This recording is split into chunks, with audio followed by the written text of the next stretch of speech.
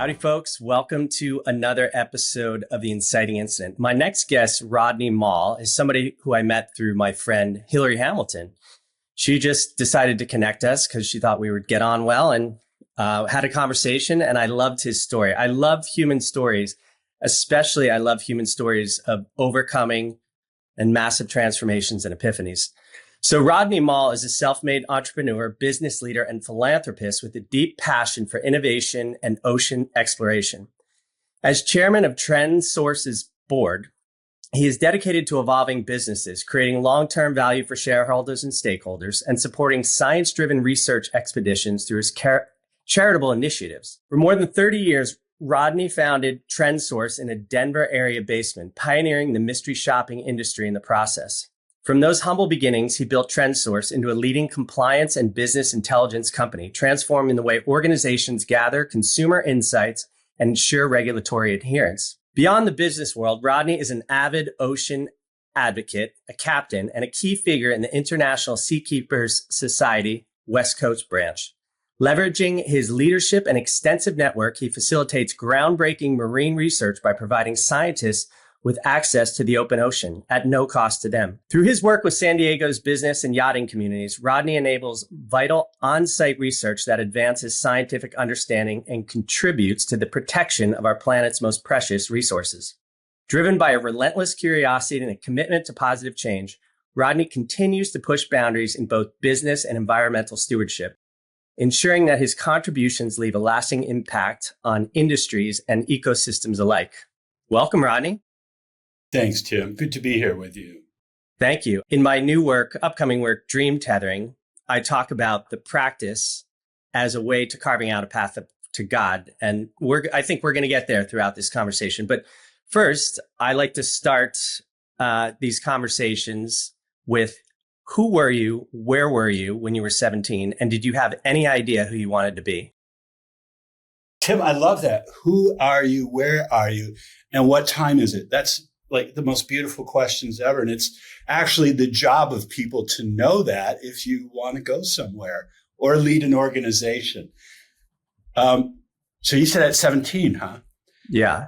Yeah. At 17, I was a young man, and my mom and dad, as mom and dads do, had some opinions of my behavior. And they said, look, your partying is not a good example on your brothers and sisters. You need to ship up or shape out. No, wait, that's shape up or ship out, right? Mm-hmm. I looked at him and I assessed the situation. And since the age of 14, I'd been buying all my own stuff and working, full time after school and, all this. And I'm like, okay, I'll ship out. And so at the age of 17, I left the home and didn't have much. Which was home. Where? Where did you grow up? Rockford, Michigan, which is a little suburb just outside of Grand Rapids, home of Hush Puppy Shoes. How about that? Yeah. So you ship out at 17. Where do you go? What do you do? And why? Went to the big city of Grand Rapids and figured out, hey, I've got to have some food, got to have some shelter. So I found the cheapest ass apartment I could possibly find in a bit of a rundown neighborhood. It needed paint, windows, you name it. I think they might have given it to me, and said, here's a can of paint and a paintbrush as well. I found a job at a restaurant working as a busboy and worked my way up to waiter. But, as a busboy, I was able to access leftover food off plates and that kind of thing, and was able to avoid starvation. And realized quickly I didn't have time for anything much other than just trying to figure out how to put food on the meager plate. And so where did you go from there? You're busing and then...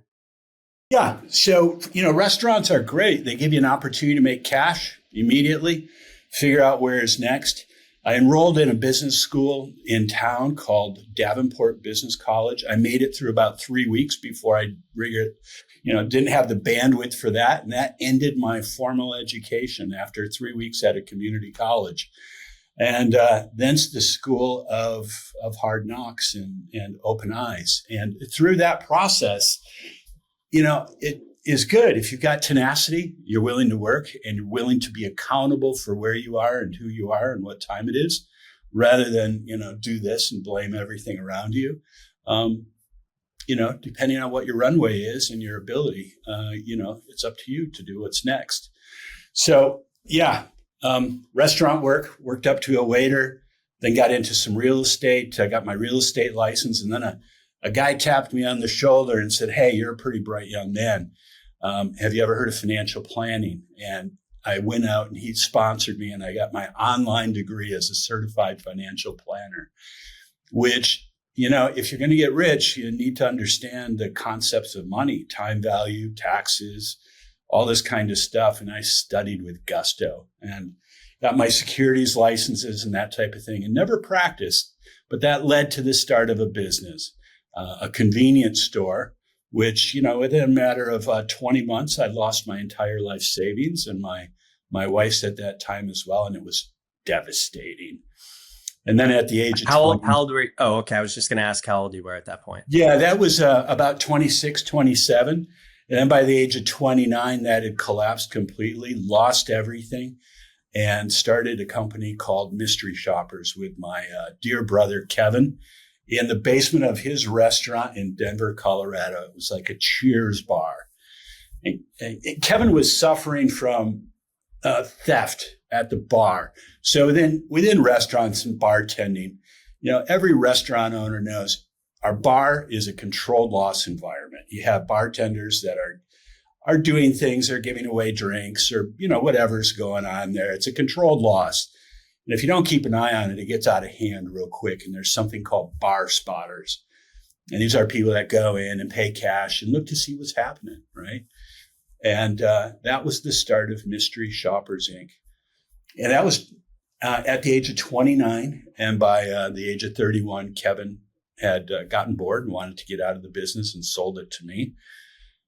And so, at the ripe age of 31, I was the sole owner of a company called Mystery Shoppers, Inc. And what was that? Well, mystery shopping, it became a generic term. It defined the industry. People go into a restaurant or a business, a hospital, whatever, unannounced, right? You're in maybe in disguise, but you're unannounced. And in the back of your mind, you are evaluating customer service, hospitality, cleanliness. And but today we have tens of thousands, maybe, a list with hundreds of thousands of people across the United States that participate in our field evaluations, if you will. Our company's morphed into field evaluations. We focus on compliance now. And people typically go into an environment unannounced and evaluate something and then report back on it. So we're feet on the street from a compliance perspective. Okay. And so is TrendSource, did that become TrendSource or? It did. Because Mystery Shoppers, it's generic. Like you might say, hey, make a Xerox for me. Well, Xerox is a trade name, but it became, a copy. Band-Aid, give me a Band-Aid, right? It's a trade name. That's an adhesive bandage with a pad on it. So sometimes names of companies or names of products become so descriptive, they're really not protectable. Is that a word? Protectable? You can't. I'm going to give you I think so. Okay. All right. The good thing we're not playing Scrabble here. Yeah. So you can't protect them. And what you find you have a choice of then is either I'm going to spend all my time, talent, and treasure defending something that really shouldn't be defended anyway, or I'm going to move along and change the company name. And we did that to TrendSource, which allowed us to move into a much broader platform as well. Which became super successful, right?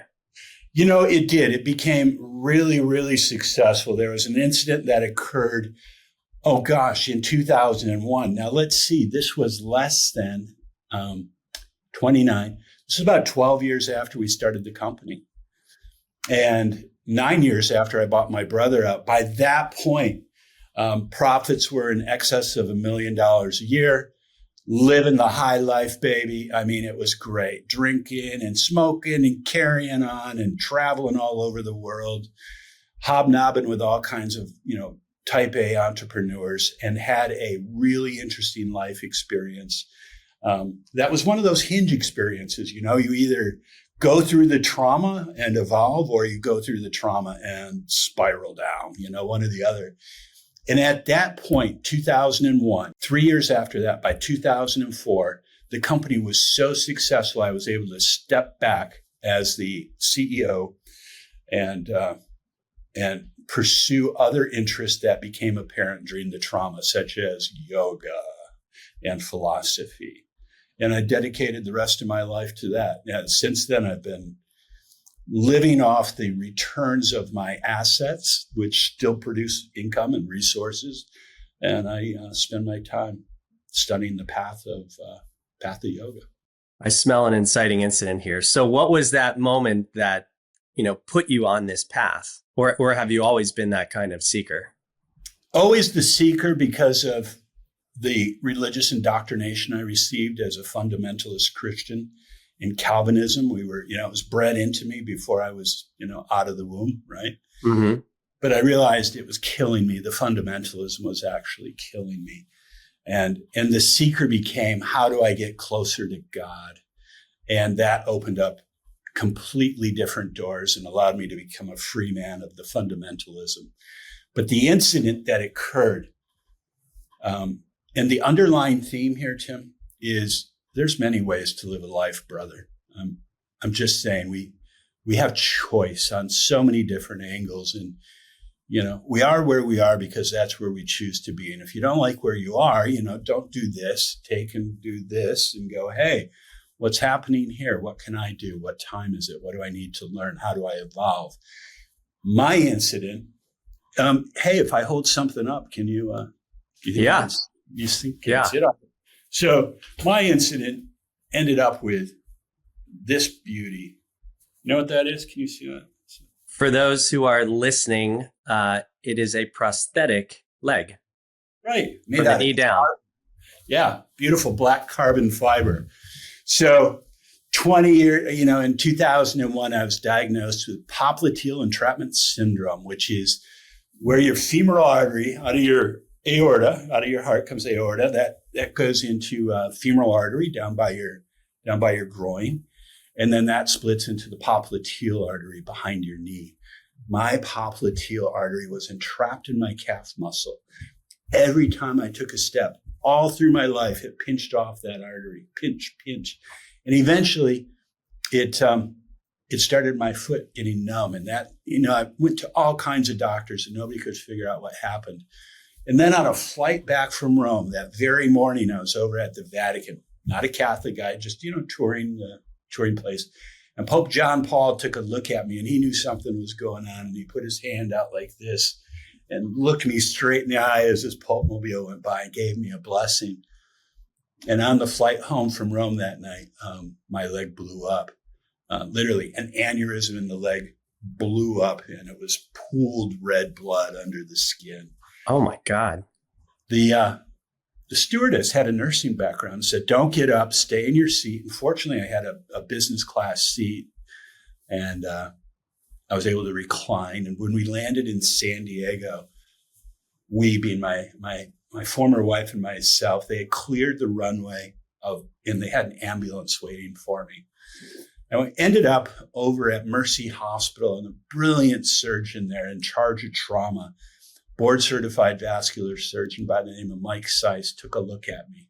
And, if you've been to the Uffizi Gallery in Florence, there's this Bernini statue where the Madonna is carved out of pink marble and she's life-size and she's holding in her arms on her lap a life-size Christ, Jesus, who is all gray, right?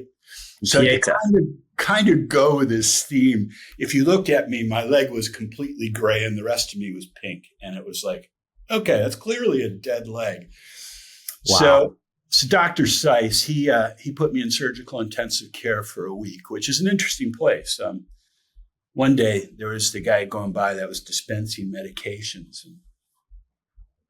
And I said hello to him and he just about dropped his tray. And I said, what's the matter? He goes, you can talk. And I'm like, yeah, I can talk. And he goes, nobody else in here can talk. That guy's missing half his head. That guy's missing this. So I'm in there in this very life and death situation. Surgical intensive care is a different place. After a week, Dr. Seiss decided he was going to dissect my leg, and they took it completely apart and then put it back together with a bypass and 3 stents below it. 30 days later, I'm back in Dr. Seiss's office, and he goes, "Look, pal, sit down." And I sat down, and he goes, "When you got here, we gave you a 5% chance of living. It was just on the cusp." He said, "Did your surgery, sent you home with a leg still attached." He said, "I gave you a 3% chance of keeping that leg." He goes, "It's 30 days later. You've still got the leg and you're alive. You may be able to walk again one day." And I'm like, holy shit, right? It just kind of boom, like that. Needless to say, there was some recovery period.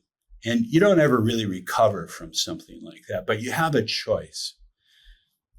When trauma occurs, Tim, whether it's spiritual, emotional, or physical trauma, when trauma occurs, it's never a positive thing, all right? But the ensuing struggle can be the most beautiful thing ever. And that struggle is a choice we make, right? And if you don't make the choice to struggle, the trauma goes into disease, despair, disability, diabetes. It just goes on and on and on and on down lifestyle problems, and then eventually into death. And that's what happens with a lot of trauma people. There's addiction and all this kind of stuff. So the other option is struggle. And in struggling, I started reading some things that I never had time to read. Remember, I was a poor boy, kicked out of the house, real bright. I was a maverick, and then turned into a rebel. And mom and dad were, hey, it's okay. They did what they thought was right. But I never had time for an education, a formal education. I decided I could change that. And so I started studying, and I found philosophy. I found Thomas Paine, The Rights of Man, and then Marcus Aurelius, The Story of Civilization by Will Durant, the great historian, philosopher, 11 tomes of how our society was and civilization came into being. I got up early every day and I spent time studying. And the more I studied, the more earlier I got up, and found out how to get fit with a leg like this, and found a rowing machine and was able to row my way to health. Went from 39% body fat, smoking cigars and drinking lots of alcohol every day, to something different than that over the course of time, right? Mm-hmm. These things don't happen overnight, but you got an option there. Tim, that was the incident and the access to philosophy. And in philosophy, I found the concepts of self-actualization from Maslow. I found out this idea called enlightenment, and the enlightenment hooked me hook, line, and sinker. And I'm like, what the hell is that? You still have your leg at this point, right? At this point, I kept that leg until 2021. It was April of 2021. The first leg incident was April 15 of 2001, which is tax day. I'm just saying, April 15th, tax day. You paid your taxes. You're due right now. Yeah. 20 years later, I'm back in the hospital. And the funny thing is, Dr. Seiss. Did you say 20 years later? Is it 20 years later? 20 years wow. later. I find myself in Spokane after a life flight to the hospital there. I'm on the phone but at this point, Mike Seiss and Dr. Seiss and I are friends. I call him up on his cell phone, and I'm going, man, the warranty just ran out on my leg. It's 20 years. And he goes, hey, most guys only get 5 years out of that kind of thing. You got 20 years. It's amazing. Were you in pain? Like, how did you know time was due? It went cold. Oh, it went cold. Okay. It went cold. And yeah, there was unsettling sensations, as you can imagine. As nerves die, there are a lot of unsettling sensations that occur during that process. But the overarching thing is, hey, everything's cold, right? There's no longer any blood flow, and that's a pretty good indicator. There's no blood flow. Yeah, yeah. So you wound up having to get it amputated. I did, yeah. Talk about that.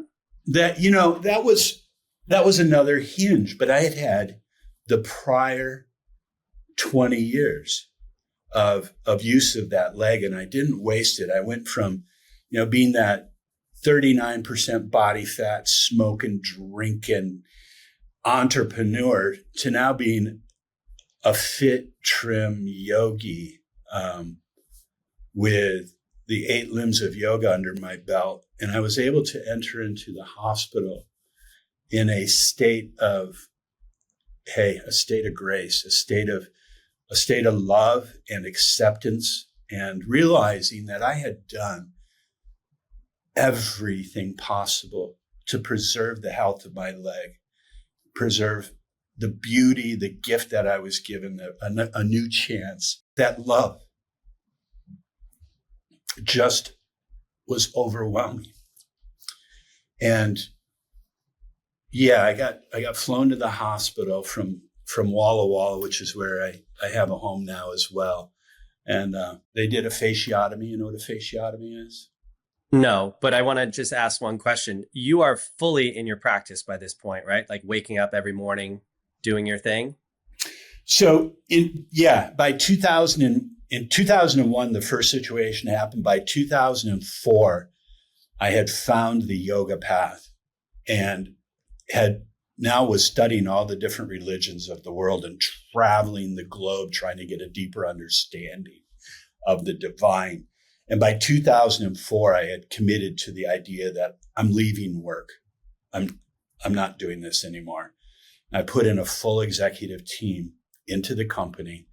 It's being run today by a brilliant lady named Victoria Heiser. And the company is successful. It's wonderful. It's endured COVID and all kinds of, amazing things that a 30-year-old company does. But the yoga practice is first and foremost every day. And the yoga practice starts early with study. Then the asana practice, which is the postures, right? This is what people here call yoga, right? But it's just the third limb of the yoga process. Like Buddhism has the Eightfold Path, yoga has the 8 limbs of yoga. And it became a 20-year full-time focused attention. That's what I stopped working to do. So it's you're in the hospital. So it's almost like this 20-year preparatory phase for this moment. Yeah, that's exactly it. And that's what I told people. People were freaking out. They're like, hey, you need to start taking this. You need to start taking that. And they're like all kinds of pain meds. They want to put me on all the heavy duty stuff. Right. I'm like, no, I got this. I'm good. I'm meditating. I'm fine. I'm in complete acceptance. I'm not arguing with my body about what's happening. I'm not angry at my body. And so my body's just making me aware of what's happening rather than fighting me, and us going like this. I'm not judging what's happening as good or bad. I'm just like, hey, this is what the fuck's going on. It's here. It's right now. It's my leg. And so in full acceptance and full beauty and full grace of love like that, there were no pain meds. It was just, let's go, let's fly to the hospital, let's do this. You chose to take no pain meds. Yeah, everybody kept insisting. And I'm like, no, I got this. I'll let you know if we need to do something else. I did accept the pain meds when we went in and did a fasciotomy. That's when the leg swells up so far that in order for the vascular flow to continue, they need to cut slits in it to break the fascia, the skin, and allow the pressure to come off. Yeah, I took medication for that. And then the recovery phase, that happened for a while, and they call that the reveal phase. And so what they're really looking for is, hey, what skin is alive? What skin is dead? What are we going to cut off, right? At this point, they knew they were cutting the leg off. So after 3-4 days of that, with your skin just sliced wide open, then they decided what was still alive and what was dead, and then they did the amputation. And I accepted pain meds at that point too, the IV, the anesthesia, and they cut off the leg. And after the leg was cut off, I said, absolutely no more meds, no ibuprofen, no acetaminophen, no pain meds at all, just zero. And went into, right after recovery, I went into this incredible meditative state that was it was completely, let's call it, for some of your listeners, there's this realm outside of the body that people go to when they die or, when they're alive. Yogis travel into it. It's called the astral realm. You can go into this place. I'm going to call it back here. And you're the observer of the energy. You're the observer of the body. You're the observer of everything, the tranquil observer, as Buddhist philosophy calls it. I went into that place in a meditative state. And it was so cool because people would come in the room and they'd start having a conversation with me. And I'd line there, I'd hold up my hand like this, hey, hold on. And I'd say, I can hear you, but I can't respond and talk like you and I are talking right now. I've got to process it. So ask your question, give me a moment, I'll answer, and we'll have a slower dialogue. And that way I can stay in the meditative state, right? Yeah. And don't touch me without my permission because it'll alter my state. And so I went in that state, and it was always like there was an octopus, if you will, and the little tentacles were coming out of the bottom of the leg and they were stitching things up. Now, for those in your audience that have had an amputation, they'll be able to appreciate what I'm about to share here. So the stitching is going on the bottom of my leg, and I'm fully cognizant of it. And every once in a while, a little tentacle would go down and tap on my ankle.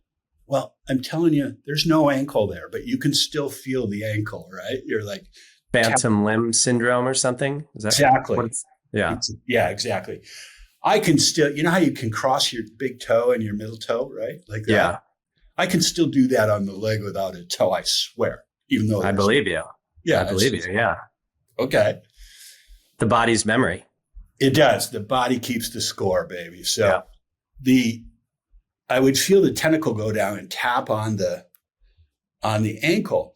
And as soon as I'd feel that, I'd call it back up. In meditation, I go, come back. There's no leg there. It's okay. Just go back to work healing. Go heal. And so the tentacles of the octopus, if you will, were always stitching. Then they go down and they tap ankle. And I'd call it back and it'd go, okay, yeah, there's no ankle. It's okay. Now, if you and I are having a conversation, though, and that occurred, and this is how I learned not to go out of the state. You go tap, tap, and I'd ignore it. 30 seconds would go by. Tap, tap again, and I'd ignore it. Another 30 seconds would go by, and it's no longer a tap, tap. All of a sudden, the cymbals clash.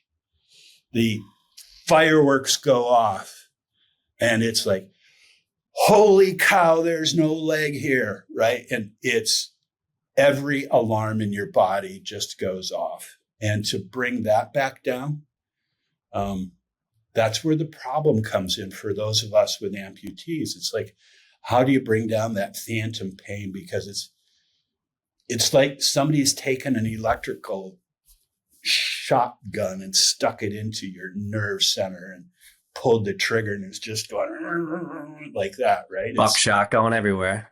It's unbelievable. It just is a completely altered state. It's that word that begins with P, that 4-letter word, on a scale that is that's not describable.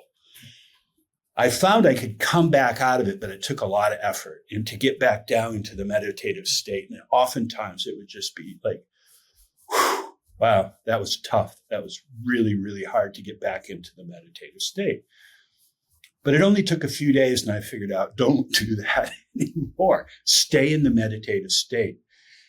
And so for 3 weeks, I stayed in this state, in a cosmic consciousness state of complete bliss, with just no pain whatsoever, except this, when I went out of it, like I described. I can only say, if you know the concept bliss and you understand what bliss is, you'll appreciate what that was. It was like, it's your kids, the day your kid was born, the day you married your loved one, a constant orgasm, and you just won the lottery, and oh my God, you feel really good as well. It's all that in one. And is it almost like more than the body can handle, or is it just pure oneness? No, it's totally almost more than you can handle.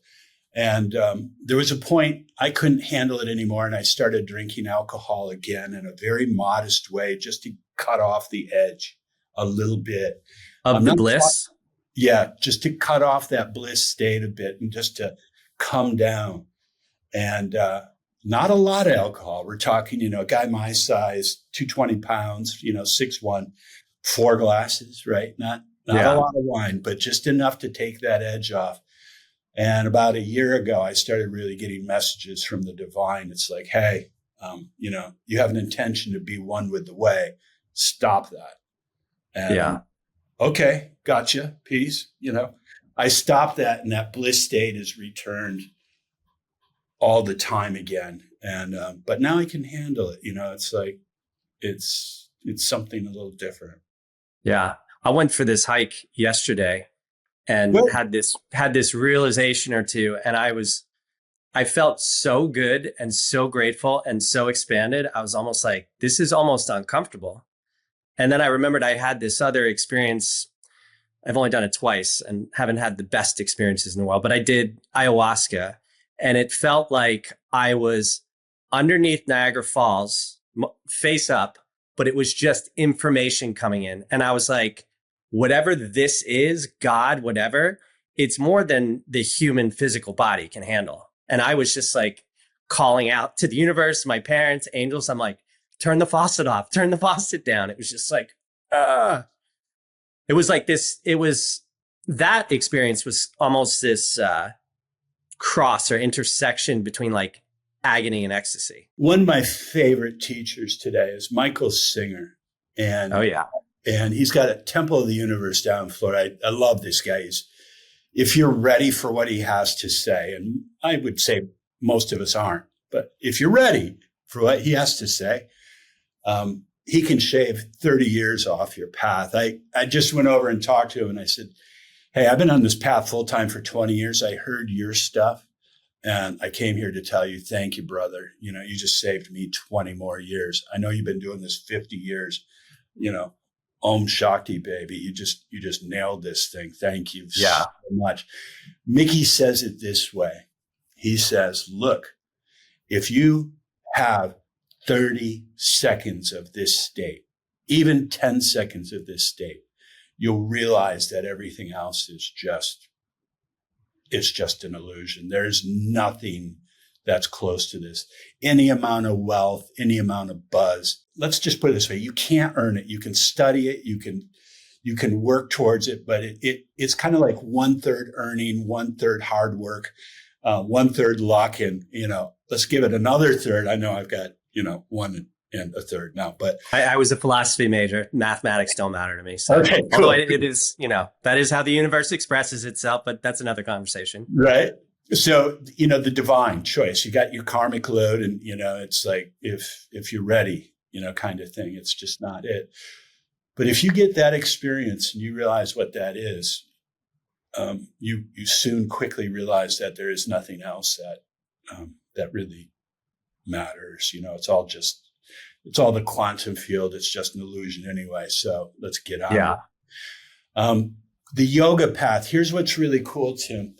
The yoga path has 8 limbs, and unlike ayahuasca, mushrooms, or a seminar where you're ramped up to to get the full charge, right?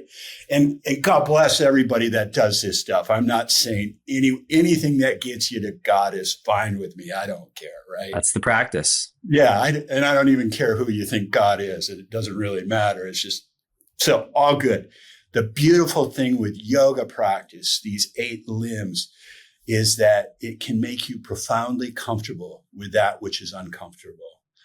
And Iyengar Yoga taught me that. I spent a lot of time right next to BKS Iyengar in this institute in Pune.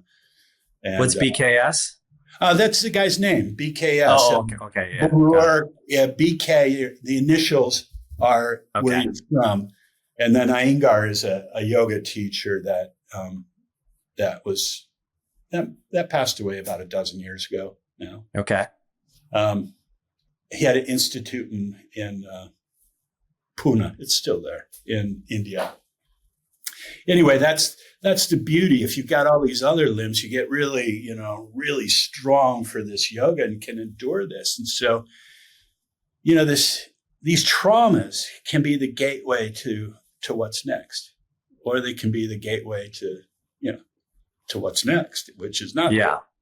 Yeah. So it's a beautiful thing. And throughout all this process, I've had the incredible good fortune, the good karma, whatever, for this life to be one where I was born into complete Puritan fundamentalism called Calvinism, was able to appreciate that and learn what it's about, and to have this deep appreciation for people who are still there, and a sympathy and empathy for those who are trapped there yet, and also to break free of it.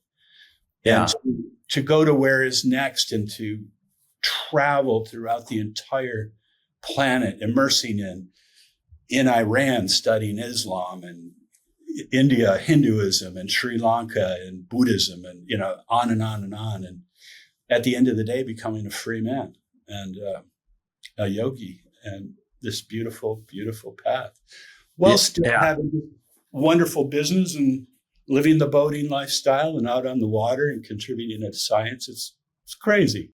Yeah. So Calvinism, you are kind of giving your power away to something outside of yourself, but you flipped it and you went inside, and that was actually the path to your liberation. So Calvinism, John Calvin. Yeah. Think Puritans, right? It was in the Dutch. So the Dutch heritage, capitalism, the Dutch were great at creating capitalism and combining that with Calvinism and convincing themselves they were God's chosen people, like the Israelis. And predestination and all this kind of thing. It's an unusual thing. They were in England and they went to Holland, and the Dutch people are like, you guys are, we're tolerant, but you have to leave as well. You're just like way off the charts. So yeah, the Calvinists left, and they ended up in Grand Rapids, Michigan, which is where I grew up. In South Africa, there's a little chunk of them, and a spot in California. They're still around, but it's, Yeah. I mean, it makes me think of the Gnostics, who were about having an direct experience of God, as opposed to giving all your power away. And the only way to have a direct experience of God is to go within. Right. Yeah, because you are a fractal of this source energy. So the question, here's the question I came up with. Calvinism was literally killing me, right? I mean, literally killing me with its judgment. I was actually going to ask you, do you think that had any sort of, from the emotional aspect coming down into the physical aspect, that had to do with your leg? Or was that a genetic thing? No, it was part of the path. So this path, the universal consciousness, if you will, the divine, this was my path. It was exposing me to what I needed in this life to get to where is next. And where I needed to go was exposure to incredible fundamentalism of a cult type nature that's mainstream within our society today. And within that, there's this judgmentalness that, although Christ said, judge not lest ye be judged. All of these people that I know, and I, love them, they're like, no, we're qualified to judge. God made, we're the chosen people. We're the chosen people, and we can judge. If you're this, or you're gay, or you're queer, or God made you this way. It's not like, no, God made a mistake. God didn't know what he was doing when he, makes one of every 1,500 people intersex. We need to make you male or female. And we're going to decide who does that. And we're going to judge that. And if you don't conform, we're going to judge you as well, right? So these are the most judgmental people around. And at the age before my first leg situation happened, one of my dear mentors put his hands on my shoulders like this and looked me in the eye and said, Rodney, you are the most judgmental son of a bitch I've ever met in my life. And I looked at him, I said, James, that's good, right? And he's like, oh man, you got a long way to go. But that's what we thought, right? You've got to judge others so you know what's right. And when you think you're the holder of the truth, it's elitism. I know the way to salvation and you don't, Yeah, Protestantism, Calvinism's only six, 700 years old, right? Maybe 800, pushing it. Everybody that came before, everywhere else, they're all in hell. We're the only ones that know the truth, and we're the only ones going to heaven. And once you start knocking the deck of cards, that whole deck just falls down. It tumbles. And so before it tumbled, I asked a question. I'm like, this is not getting me closer to God. This Christianity, fundamentalism Christianity, is not getting me closer to God. I said, what do I have to do? And I came up with the question, how has God revealed themselves throughout time? And as soon as I wrote that down, I'm like, how do I answer that? Right? Because if I could answer that question, then I would be able to solve who God is and become closer to God. Mm-hmm. And so I ordered on Easton Press the 6 sacred texts of the monotheistic texts of Judaism, Christianity, and Islam. And then you had the sacred texts of the Dhammapada for Buddhism, the Bhagavad Gita for Hinduism, and the Tao Te Ching. I'd had a taste of the Tao earlier, so I took off on the earlier ones. And I spent years with each text in identifying each of the salient points. And then see how those are manifest in the cultures today. And that took me all over the world, and it was beautiful. And at the end of the day, I became a free man, free of religious dogma and judgmentalism and appreciation for what religion is and how it got here and what its purpose is from a governmental and, control perspective. But also, the best defense against these things is a thorough understanding of it. And at that point, I was able to dump branding, religion, and that was the step towards becoming one with the divine, with the, I don't care what you call them either, right? Allah, Jesus. Yeah. It doesn't matter. Source, the quantum field, ascended masters, whatever. Yep. It's all the same, baby. It all points to the same direction, right? The last thing those in government or power want is for you to question authority. Well, it's how we make our living, right? Yeah. If you've invested your whole life in this and your dogma has been responsible for, your queer kid killing themselves or, drinking themselves into death or whatever. And I've seen this happen within my family. And it was killing me, certainly, with the judgmentalism and everything else. The last thing you want to do is admit you just did this. So, the next thing you do is, and if you're making your living doing this, right? Yeah. How do you stop doing it and still make your living because you don't know how to make any money where else by, except collecting money from people that come and hear you talk about your hate and judgmentalness of everybody else. So. Well, I have a question then. What, and I don't even exactly know what it is, but how do you forgive yourself when you have those experiences? Because there was one thing that happened, a couple years back, and it took me 2.5 years to forgive myself. And every time I thought of it, I just beat the shit out of myself inside. Good for you, man. Right? Wasn't that helpful? Yeah, I guess so. Yeah. Hey. I was tenderizing the flesh, maybe. Yes, exactly. Get out that. Let's get to it. So there's 2 ways to look at this. The guy that put his arms on my shoulders and accused me of being the most judgmental son of a bitch he ever met. And he was right. I'm not saying accused. Yeah. He wasn't judging me. He was like making a clear observation. Later on, I went to him and I said, oh my God, James, I've gone down this path and I realized how wrong I was. Look at what I've done. And I just am in agony. And he looks at me and he goes, let me get this right. You've assessed your behavior. You realized you were deficient. You learned new things. You changed. And now you've evolved and you're doing things differently. And I said, yeah. And he goes, and for this, you want to beat yourself up?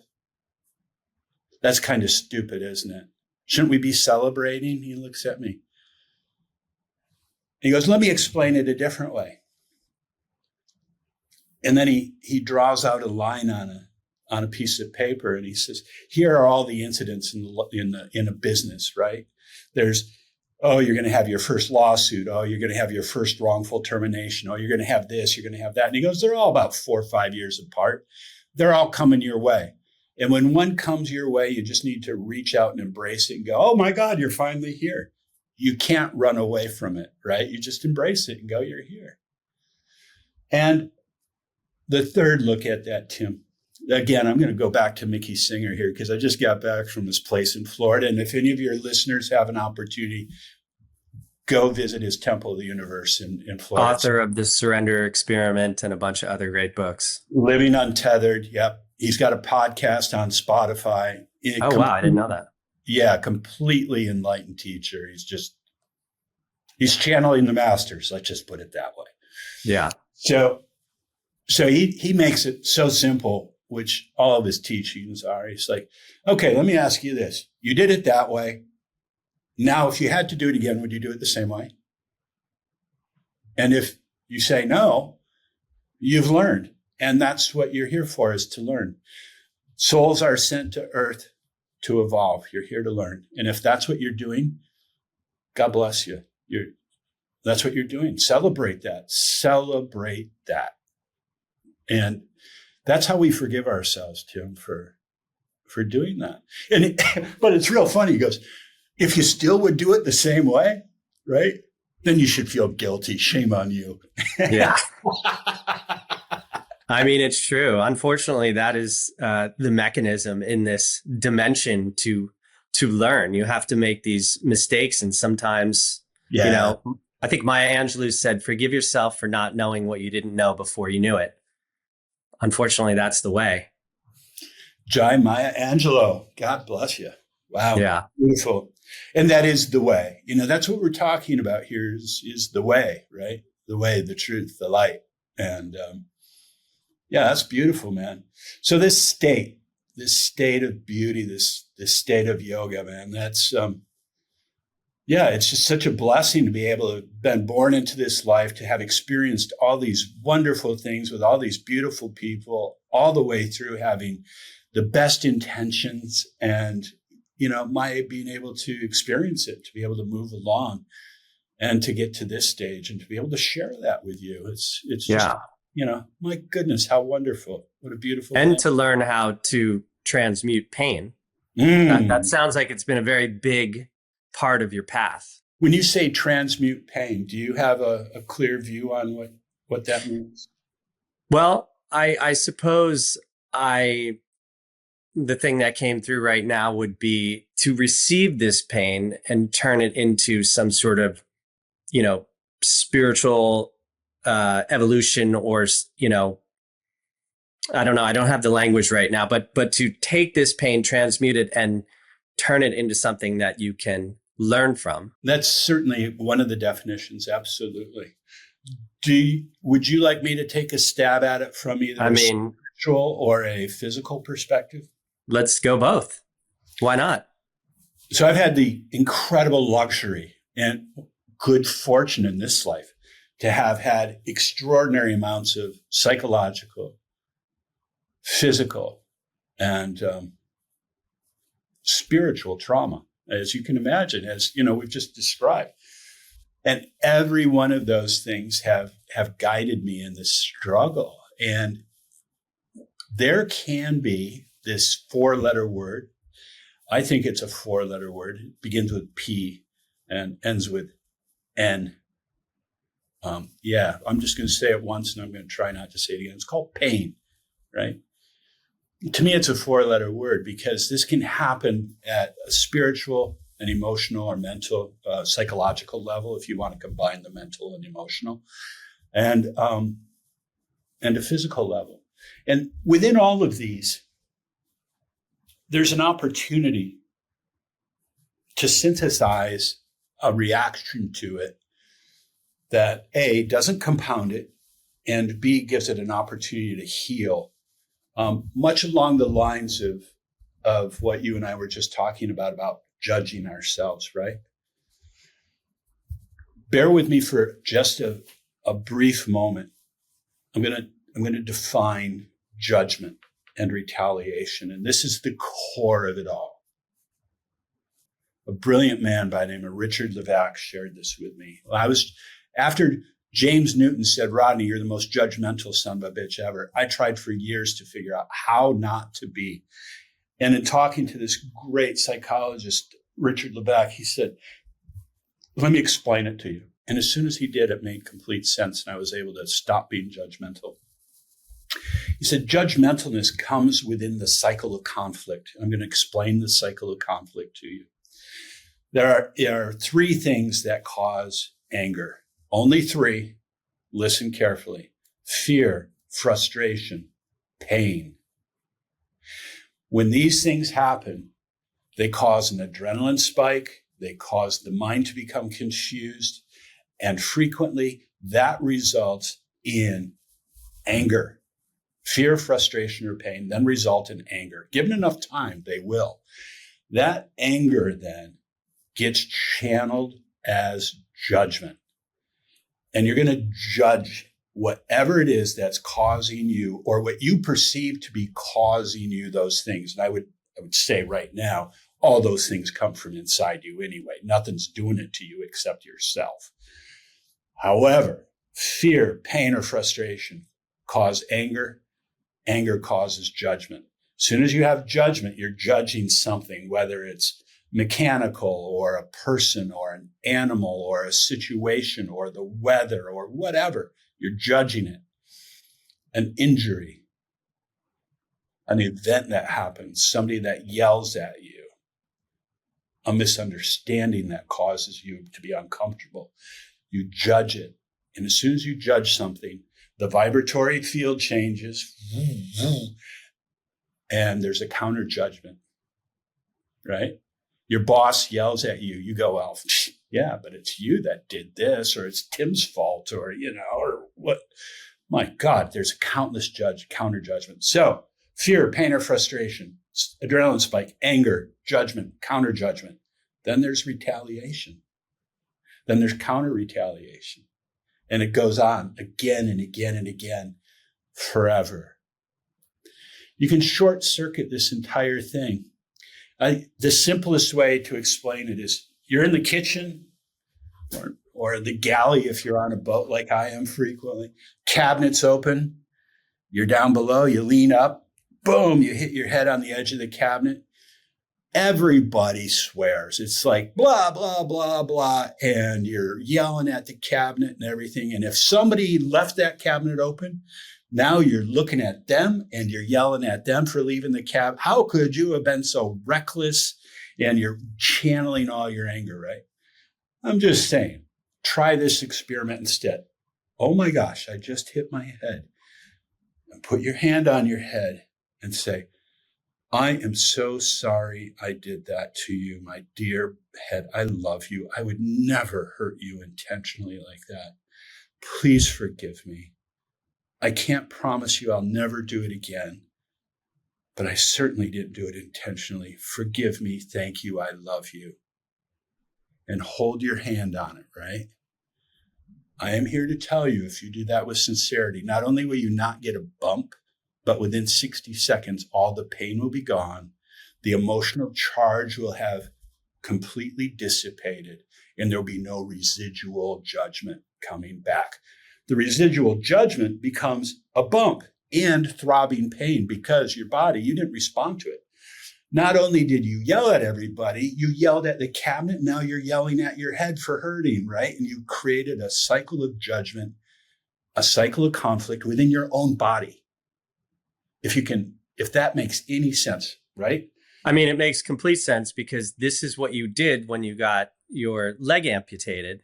And then they were actually amazed at how fast you healed, right? Oh, yeah. They'd never seen anything like it. To the extent that when I went to the rehab hospital, Sacred Heart was the hospital. St. Luke's was the name of the rehab hospital next door. I was in there for 2.5 weeks.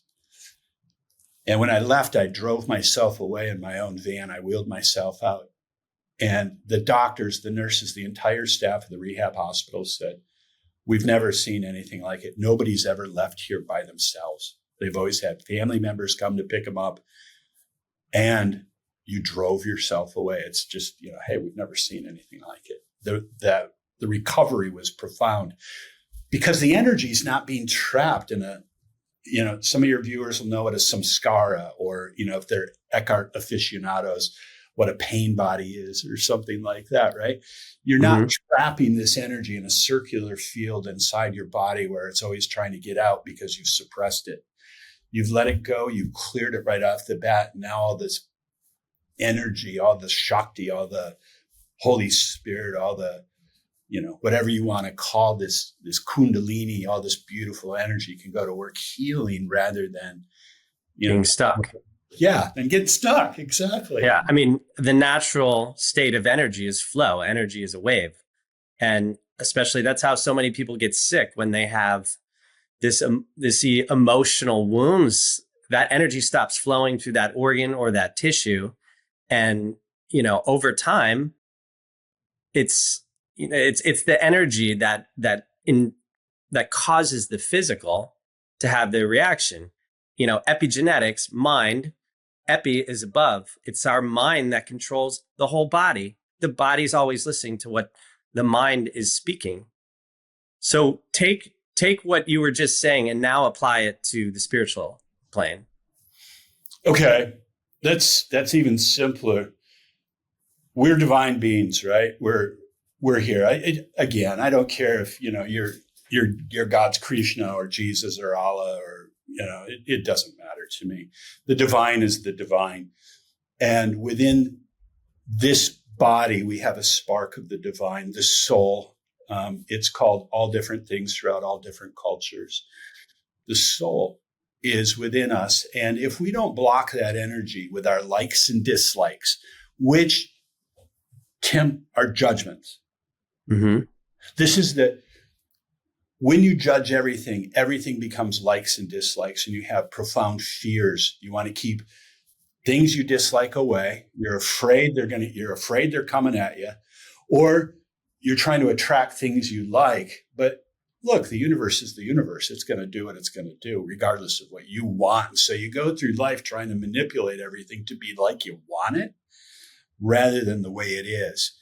And if you're trying to make it the way you want it rather than the way it is, you're not living the Tao being the way, right? This thing's going to unfold in front of you. Your opportunity is to react and interact with it and make every moment more beautiful and observe. Be the observer. Be the tranquil observer and make every moment more beautiful. This doesn't mean you can't have an agenda like, hey, I live in a capitalistic market-driven economy. I need to create a podcast or teach yoga or somehow create more beauty for everybody and hopefully monetize it so I can pay my rent, right? I got it. So you got to walk this balanced line. Yet there's a lot of ways to do these things where you can add value to a business situation and make it more beautiful without having a particular agenda other than making it more beautiful, right? It's like, hey, I can enrich that. I can make that more efficient, or I can do this, or I can do that.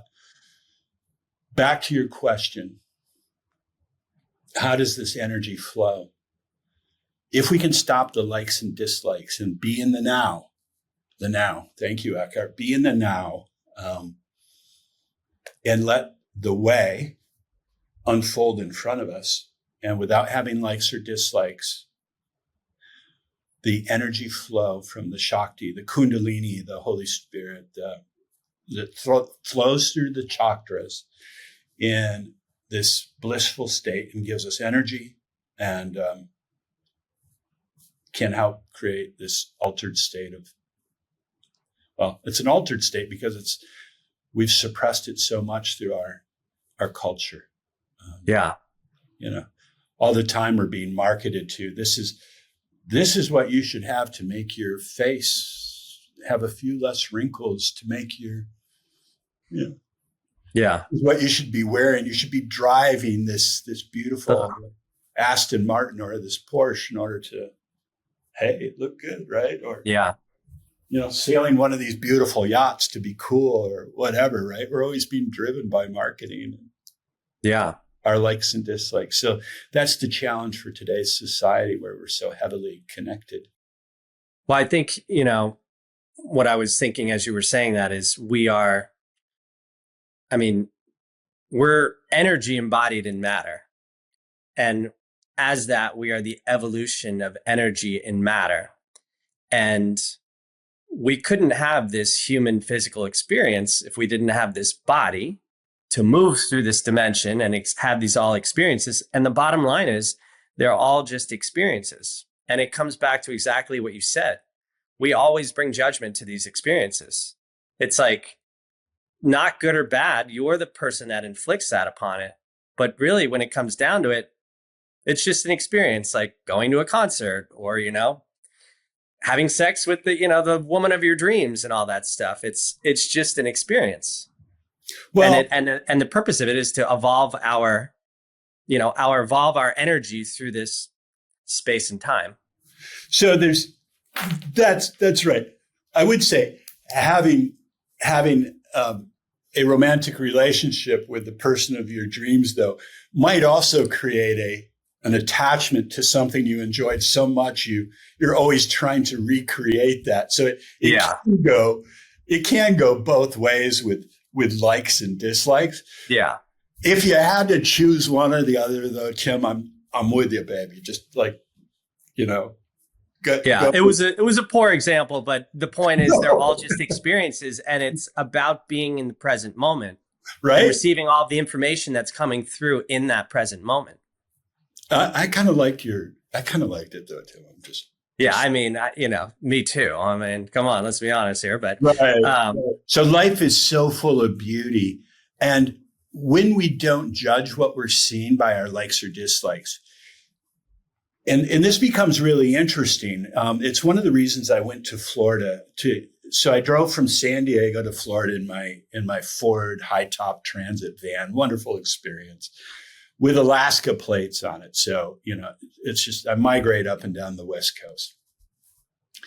Michael Singer, if you listen to his podcast, he starts talking about occasionally this guru who came to his temple years ago.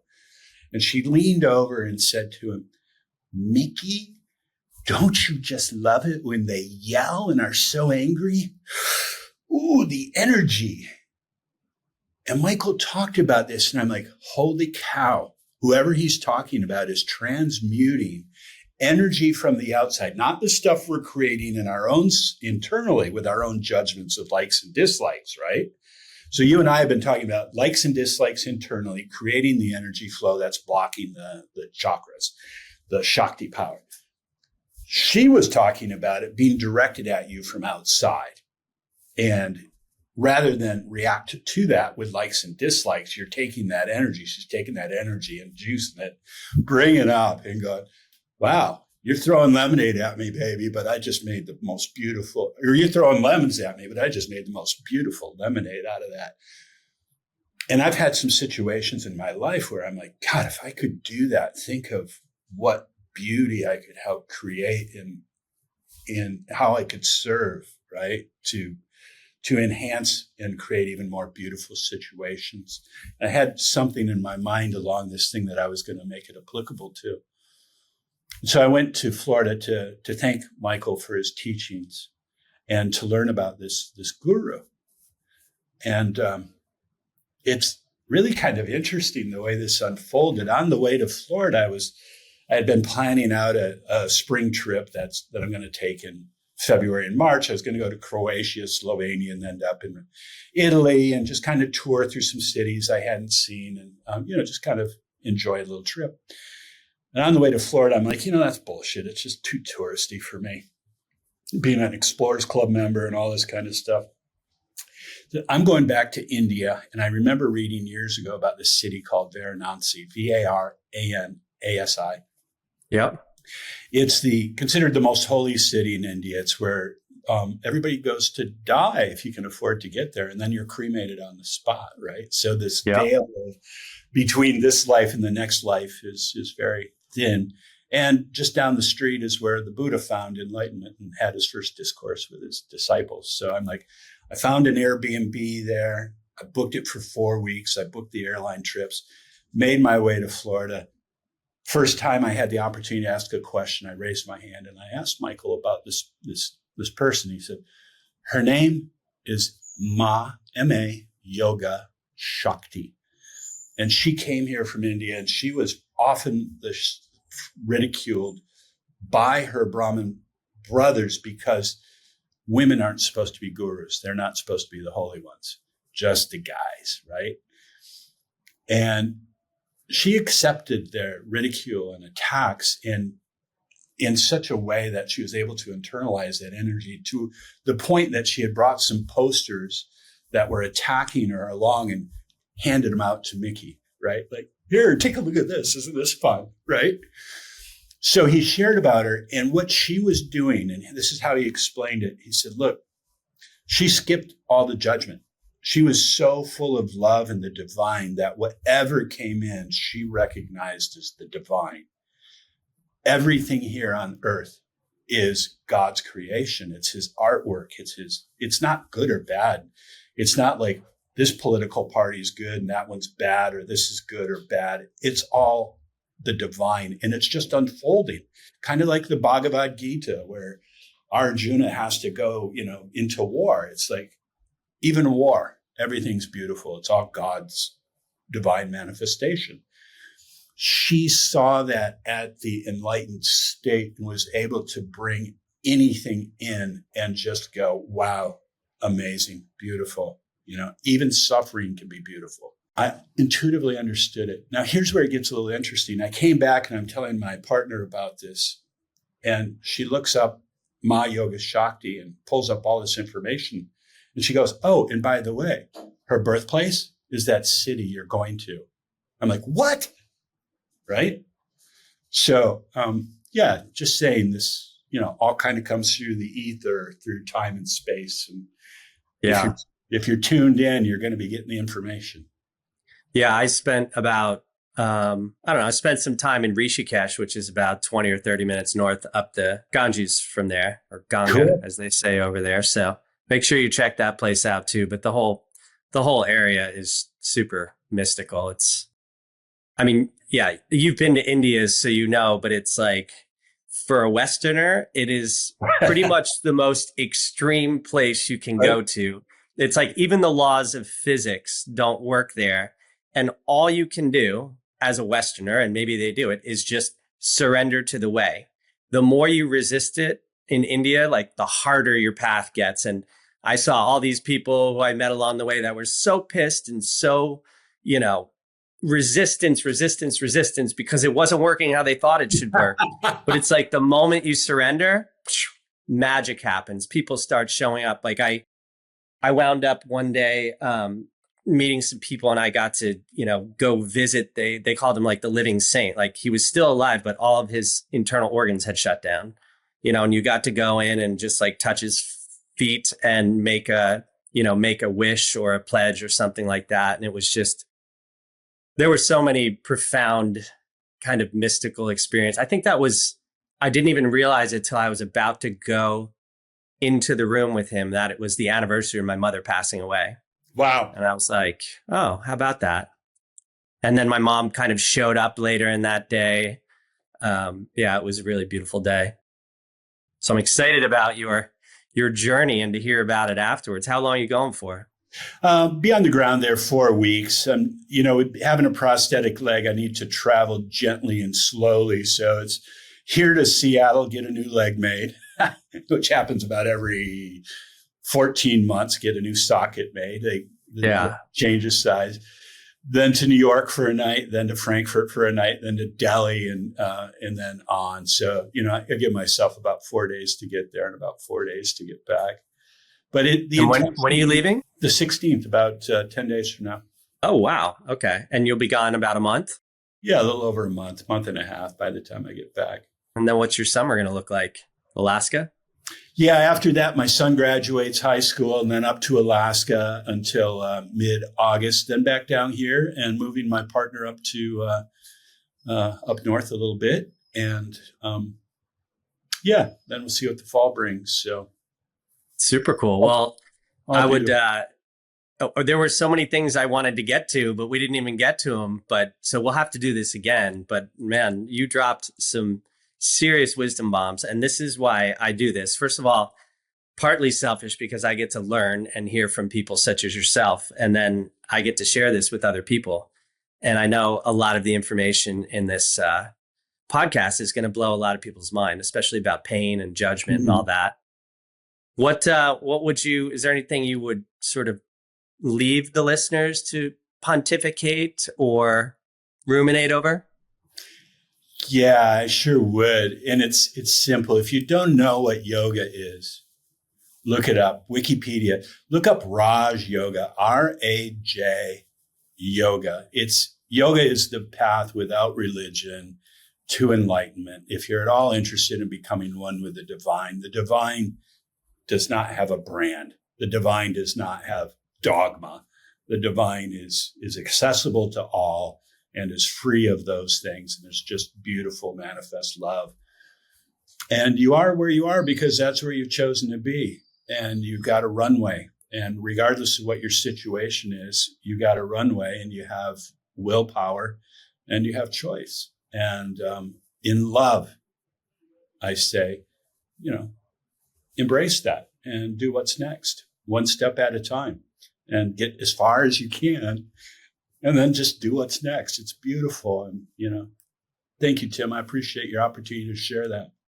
Oh, it's great, man. I for anybody who's on the path to mastery, I think you have to study masters, and then you have to act in that energy and that love throughout the world.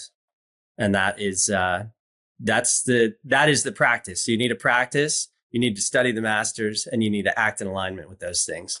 And then I think you become the vortex to pull all these amazing experiences and information in that is going to propel you to greater levels of consciousness, which is how we expand into divine enlightenment, etc. I'm giving you 3 ohms for that, man. That was Thank you. Thank you. Coming from you, that is a great compliment. So thank you. Thank you so much for your time. This was so great. Thanks for sharing your wisdom. Thanks for your courage to stay on the path and the practice. I know it doesn't take courage once you jump into that thing. It's just the Tao, but you're inspiring a lot of people. So thank you so much, folks. If you like this, like, subscribe, follow, comment, all that stuff. It really helps. And in the publishing world, they want you to have a big platform. That's not the only reason I'm doing this, but I'm being completely honest here. So it really helps. And I'm really looking forward to my new work getting out into the world. So anyway, once again, Rodney, thank you so much. I can't wait to meet you in person.